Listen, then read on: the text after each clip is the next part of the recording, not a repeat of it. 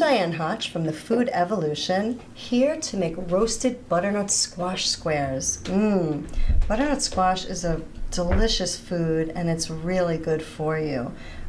In this recipe, which is so simple, we have butternut squash, coconut oil, we're going to use cinnamon, nutmeg, salt, and pepper. So what I'm going to do is just add my ingredients right into this dish. This is a teaspoon of cinnamon, an 1/8 teaspoon of nutmeg, and what I'm going to use is my little paintbrush to mix it up around into this wonderful glaze for our squares. And then you just pour it right on. If you want, you can go ahead and use this nice paintbrush, or like I do, just get your hands in the food, you know.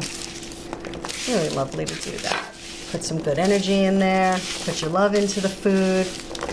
Everybody could taste it. And then we're just gonna take these and it's gonna go in the oven at 400 degrees for, it'll be cooked in 30 minutes actually, enough to eat, so it will be soft.